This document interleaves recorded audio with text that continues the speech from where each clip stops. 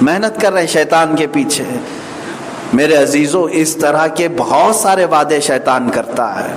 یہ تو ایک دولت کی ہوس ہو گئی، لالچ ہو گئی، لیکن بعض مقامات پر منصب دلانے کے نام پر، بڑا مقام اور بڑا عہدہ دلانے کے نام پر شیطان نوجوانوں سے کیا کیا کرواتا ہے۔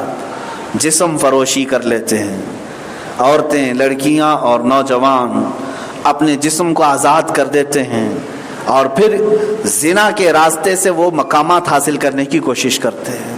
کبھی کوئی نوجوان لڑکی کسی بڑی کمپنی کے اوپری عہدے پر پہنچنے کے لیے اپنے آپ کو بیچ دیتی ہے، کبھی کوئی نوجوان لڑکا کسی اور کے لیے اپنے سطر کو ختم کر دیتا ہے۔ یہ ابلیس ہے جو ان راستوں پر انہیں لاتا ہے، اور وہ عہدہ، وہ مرتبہ بھی اسے ملتا نہیں۔ ایک تو اپنے جسم کو غلیظ کیا، اپنے ایمان کو تباہ کیا، شیطان کی پیروی کیا، اور پھر ملا کیا اس کو؟ بدلے میں کچھ بھی نہیں ملا۔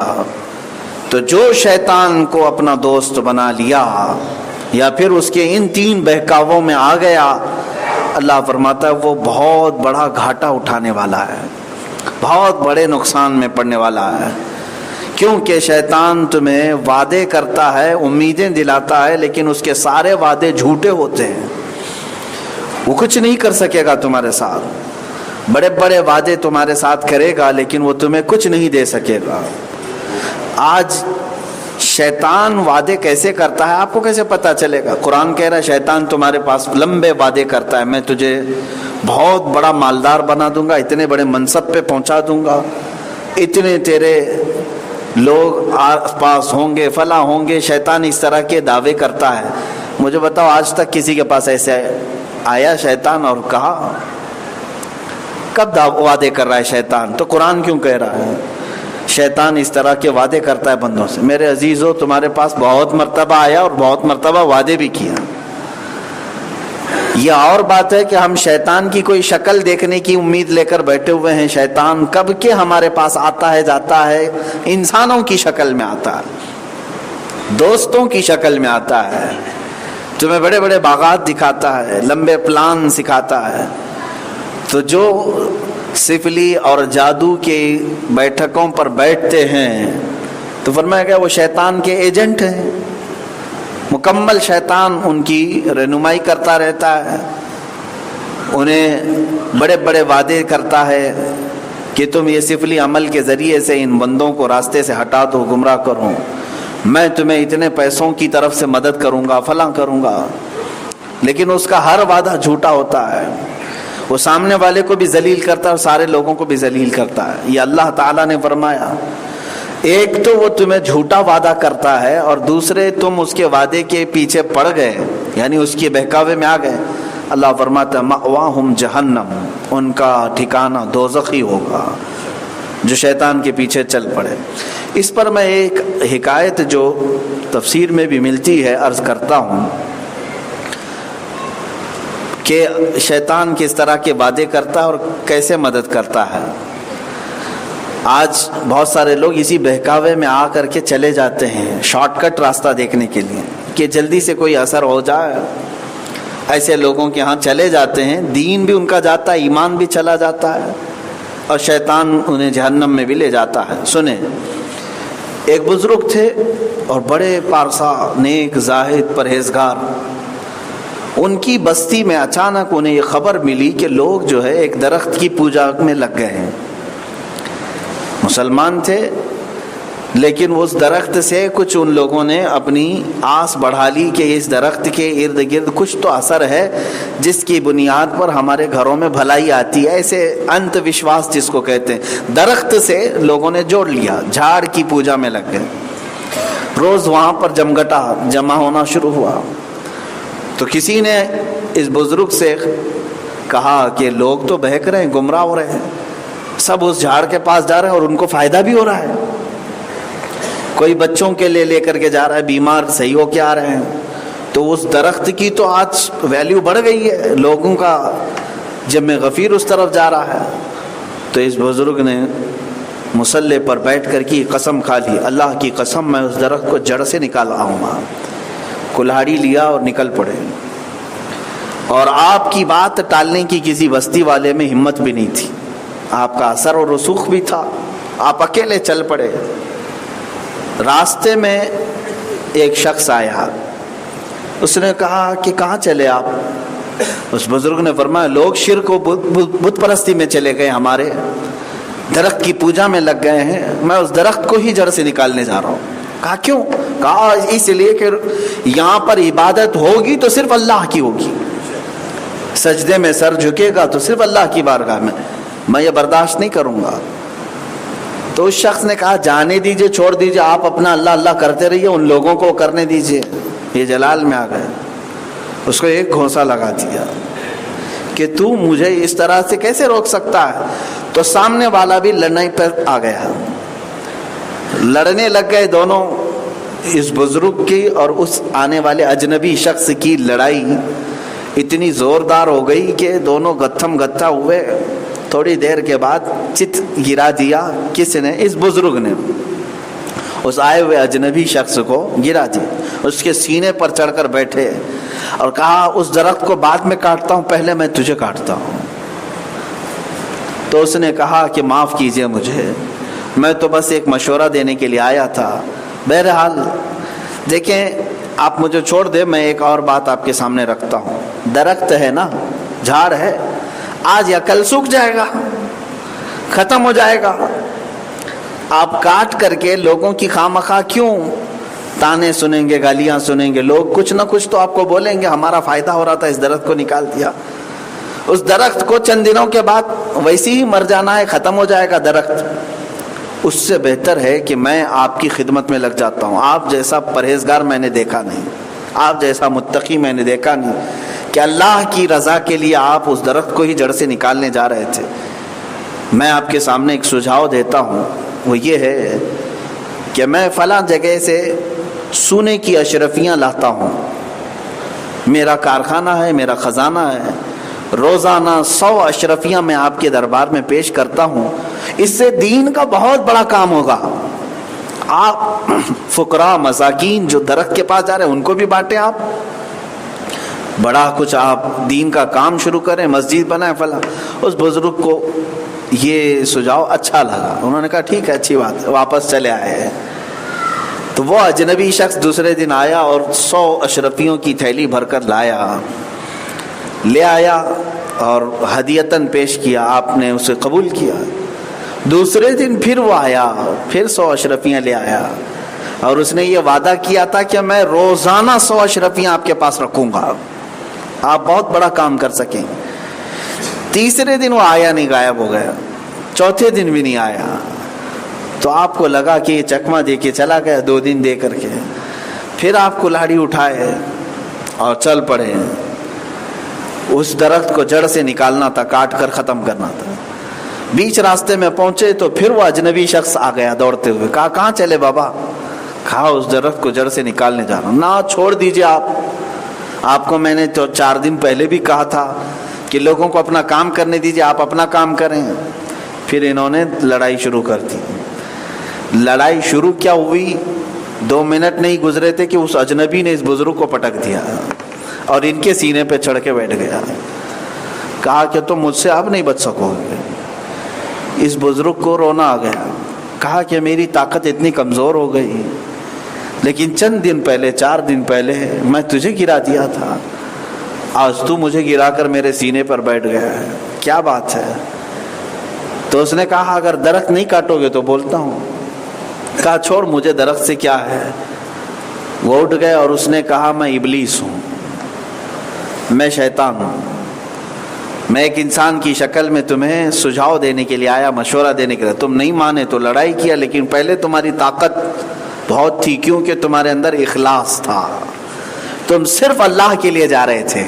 پہلی مرتبہ جو جا رہے تھے صرف اللہ کے لیے جا رہے تھے، درخت کو کاٹنا ہے، شرک نہ ہو، کفر نہ ہو. لیکن اب کی بار جو جا رہے ہو اشرفیوں کی تھیلی کے لیے جا رہے ہو. 100 اشرفیاں چاہیے تھی، نہیں ملی تو تم نکل پڑے. تو پہلے جو اخلاص کی طاقت تھی وہ مجھے مات دے دیا. اب جو ہے اشرفیوں کی طاقت یہ میرے اوپر نہیں سوار ہو سکتی، میں تم پر سوار ہوتا ہوں. یہ ابلیس شیطان مردود نے یہ جو بات کہی، اس کے بعد انہوں نے پوری امت کو یہ درس دیا اس بزرگ نے کہ لوگوں کو یہ جو راستہ ہے شیطان کا، اس میں وہ وعدے بھی کرتا ہے، پیسے بھی پہنچاتا ہے، لیکن شارٹ ٹائم کے لیے، بہت لمیٹڈ پیریڈ کے لیے، اور جب تم خوب گمراہ ہو جاؤ، تمہاری طاقت ختم ہو جائے تو تمہیں بیچ راستے میں چھوڑ کر چلا جاتا ہے، تمہاری برسوں کی تقوی اور طہارت سے کمائی ہوئی طاقت بھی ختم کر دیتا ہے۔ اس بزرگ نے فرمایا کہ 4 دن پہلے میں لڑائی کر کے شیطان کو جو چت گرا دیا تھا، پھر زندگی بھر مجھے ویسی طاقت کبھی نہیں آئی۔ کیوں؟ صرف 2 دن اس نے اشرفیوں کی لالچ میں میری ساری طاقت کو ختم کر دیا تھا۔ یہ ہے میرے عزیزو، قرآن میں بھی اللہ نے فرمایا یعدہم ویمنیہم، وہ تمہیں وعدے کرتا ہے اور لمبی امیدیں دیتا ہے، وما یعدہم الشیطان الا غرورا، اور اللہ فرماتا ہے اس کا ہر وعدہ دھوکا ہے، دھوکا دیتا ہے، جھوٹ بولتا ہے۔ تمہیں کہے گا کہ میں تمہارا اتنا بڑا کام کرا دوں گا، تو یہاں بیچ راستے میں وہ چھوڑ کر کے لوگوں کو گمراہ کر کے چلا جاتا ہے۔ آج بھی ایسے لوگ ہیں، بہت سارے ہیں۔ میں کئی مرتبہ اس سے قبل بھی کہا، انسان کو اس کی لالچ اور اس کی ہوس اور اس کی حرص ایمان سے بھی دور کر دیتی ہے، بسا اوقات کفر کے راستے پر لے جاتی ہے۔ اگر یہ حرص اور ہوس زیادہ ہو گئی تو اسے کفر کے راستے پر بھی لے جاتی۔ کتنے ایسے ہیں جو اللہ اس کے رسول کا نام لینے والے ہیں، لیکن کفر و شرک اگر انہیں کرنا پڑ جائے چند سونے کے ٹکڑوں کے لیے تو کر جاتے ہیں، چلے جاتے ہیں، معاذ اللہ رب العالمین۔ ایسے کئی لوگ میرے سامنے بھی آئے جو خزانہ نکالنے کے چکر میں در در کی ٹھوکریں کھاتے رہتے ہیں، لیکن سدھرتے نہیں پوری زندگی بھر۔ ان کو کوئی نہ کوئی بابا ملتا ہے اور کہتا ہے کہ فلاں جگہ خزانہ دفن ہے، عمل کرنا پڑے گا، اور وہاں سے ایک مٹکا نکلے گا جس میں سونے کے سکے ہوتے ہیں۔ کتنے ایسے بیوقوف بنتے بھی ہیں، ممبئی میں موجود ہیں، مٹکا تلاش کرتے رہتے ہیں۔ اور کوئی بابا آ کر کے، ابھی غالباً 8-10 دن پہلے ہمارے ہاں ایک خاتون آئی، وہ کہنے لگی کہ مجھے ایک بابا نے کہا ہے کہ میرے گھر میں اندر بیڈ روم کے نیچے خزانہ ہے، لیکن اس پر جنات ہیں، سانپ ہیں، اور وہ نکالنے نہیں دیں گے، اس کے لیے عمل کرنا پڑے گا 3 دن تک، گھر خالی کرو، عمل کریں گے اور اس کے بعد خزانہ نکالیں گے۔ ہم نے پوچھا کتنے پیسے؟ کہا پہلی رات کے 25,000 روپے، پھر اس کے بعد اگر وہ بابا کو کچھ نہیں ہوا تو کنٹینیو، کل ملا کر کے 1 لاکھ کا خرچہ اس نے بتایا۔ 1 لاکھ کے خرچے میں 1 گھڑا بھر کر سونا نکل رہا ہے، تو کیا جاتا ہے؟ ادھر ادھر سے جمع کر کے وہ 1 لاکھ جمع کرنے والی تھی، مشورے کے لیے ہمارے پاس آئی تھی، وہ بھی ہم جیسوں کے پاس مشورہ لینا۔ بہرحال کیونکہ میں کافی سالوں پہلے سے اس طرح کے میٹر کو دیکھ رہا ہوں، کئی لوگ ایسے ہیں جو دھوکہ کھا، یہ شیطان ہے میرے عزیزوں، ابلیس لعین کے ایجنٹ ہیں جو تم کو اس طرح کی حرکتیں کراتے ہیں، اور تمہیں زمین کے نیچے کے خزانے کی بات کر کے، یہ ایسا ہے کہ جس کو کہہ دیا جائے کہ تمہارے گھر کے اندر ایسا ہے تو وہ پوری رات حساب کتاب میں لگا دیتا ہے۔ چلو گھڑا بھر کر کے نہ صحیح، ارے 1 کلو بھی مل جائے تو کیا فرق پڑتا ہے؟ تو اس طرح کے حساب کتاب میں وہ پوری رات گزار دیتا ہے، سب کے قرضے ادا کر دوں گا، شیخ چلی بن جاتا ہے ایک ہی رات میں۔ اور کتنے لوگوں کو ان لوگوں نے ڈسا ہے، دھوکہ دیا ہے۔ 1 سال قبل میں نے شاید بتایا ہوگا، اپنے علاقے میں اچھے خاصے لوگ، پڑھے لکھے لوگ، اچھے خاندان کے لوگ، 5-6 لوگ جمع ہوئے، ایک بابا کو لے آئے۔ اس بابا نے کہا کہ ایک گھڑا ہے پورا سونے اور چاندی سے بھرا ہوا، ایک ڈبہ ہے فلاں زمین پہ ہے۔ تو یہ اس کے آگے پیچھے گھومتے رہے، میں نے 1000 منع کیا تھا، 1000 منع کیا کہ نہیں یہ سب بکواس ہے، آپ سب کو لوٹے گا، فلاں کرے گا، وہ مانتے نہیں تھے۔ یہاں تک کہ وہ راتوں رات بیٹھ کر کے ہمیں بھی یہ کہتے تھے کہ آپ بھی ایک بہت بڑا مدرسہ بنائیں، اس میں سے ہی ہم آپ کو بھی دیں گے، آپ دعا کریں نکل جائیں۔ تو بہرحال 1.5 لاکھ روپے خرچ کر کے اس بابا کو بلایا. تو جس کے ہاں تھا کھیت میں، کھیت والے نے منع کر دیا کہ میں کھودنے نہیں دوں گا یہاں پر. جس کی زمین میں خزانہ بتایا، اس کے باوجود بھی بابا ان لوگوں سے کہتا ہے نہیں کوئی بات نہیں، اگر وہ منع کرتا ہے تو میں بغل والی زمین پر وہاں پر کھودوں گا. کیسے؟ کہا میں وہ نیچے سے اس خزانے کو کھینچ لوں گا، وہ یہاں تک آ جائے گا. کتنی بیوقوفی ہے.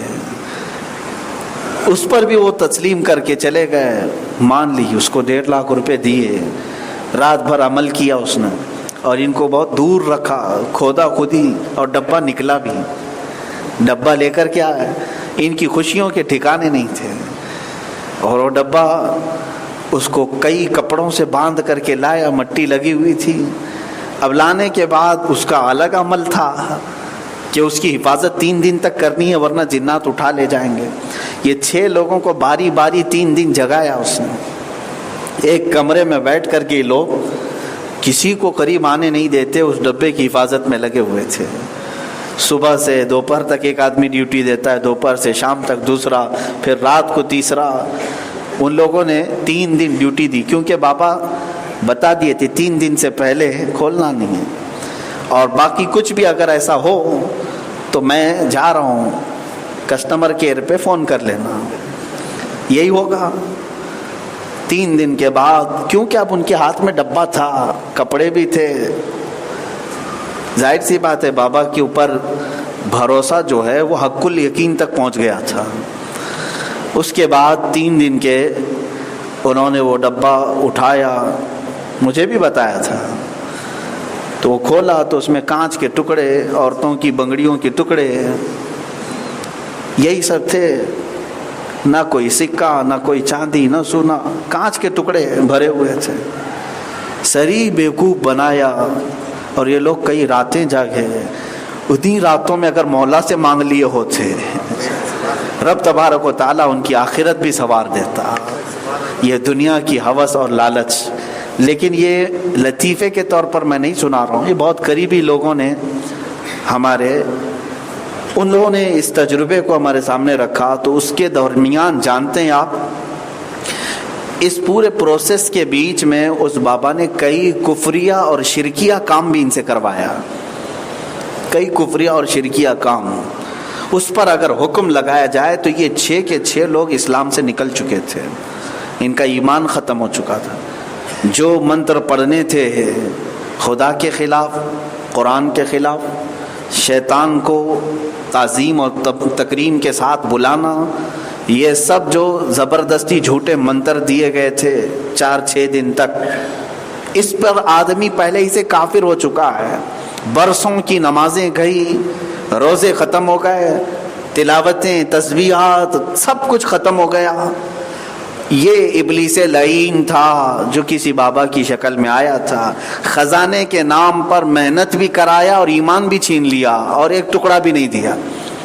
یہی تو قرآن میں اللہ فرما رہا ہے یعیدہم ویمنیہم، یہ تمہیں وعدے کرتا ہے اور لمبی آرزویں دلاتا ہے. وما یعیدہم الشیطان الا غرورا، اور اس کا وعدہ سوائے جھوٹ اور دھوکے کے کچھ نہیں ہوتا. ان تمام باتوں سے ہمیشہ پرہیز کریں. میرے عزیزو، اللہ تعالیٰ نے آپ کو ہاتھ دیے، محنت کر کے کما کر کھاؤ.